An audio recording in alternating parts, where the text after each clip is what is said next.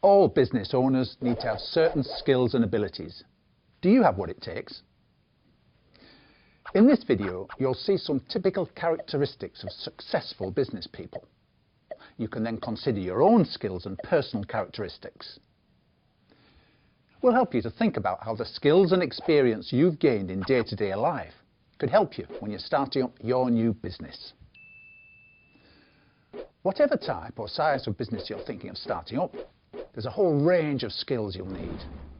Probably not all at once, and maybe few, if any, at the start, but you'll definitely need them at some point. Do you think you have all the skills you need to be your own boss? Let's take a look at a few of the qualities and personal characteristics that people who work for themselves tend to have. What comes to mind when you think about successful business people? Here are some words that are often used to describe people who've made it in business. Do you think you could use some of these words to describe yourself? There's also a wide range of skills you'll need that are more related to the day-to-day running of the business. These are things like being able to manage finances, interacting with other people, carrying out your own marketing, winning business and dealing professionally with customers and suppliers. But don't be put off. You probably already have some or all of the qualities and personal characteristics we've mentioned. Some of the skills you'll need to run your own business successfully may need to be learned or developed. You're likely to have picked up some of them along the way, even if you haven't run a business before. So, there are all sorts of skills and experience that you'll need if you're going to run your own business effectively. Some are personal characteristics, and some are more practical skills that you may already have or you can learn when you need them.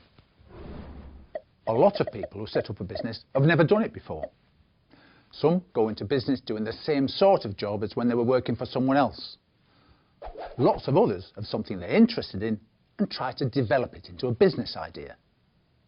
You can probably think of people you've met who fall into this category, like someone who started out making cakes for family and friends, then moved into making celebration or wedding cakes as a small business.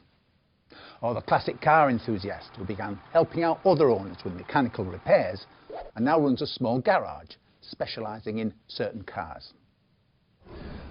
Lots of things you do or know from your everyday life will come into play in running a business.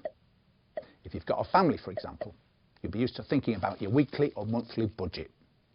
You might need to learn about things like keeping the right records for a business, but it's basically the same as managing your own income and outgoings.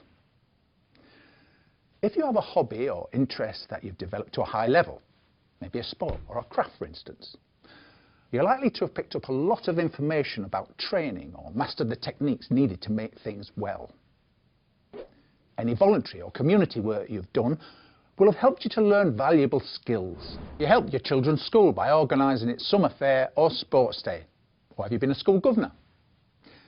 Have you done any fundraising for a local charity? Did you help out at football training or for some other sport? Skills like these that you've picked up from one part of your life that can be used in another are known as transferable skills. If there are specific business skills you're going to need to run the business you're thinking about, there are all sorts of courses available to help you. They don't need to be expensive. For example, you might be able to learn about record keeping or develop your computer skills at local evening classes. There might even be free courses and other events in your area. We've also got advice on setting up a basic record keeping system elsewhere on this site.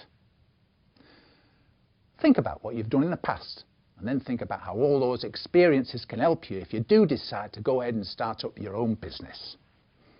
Good luck.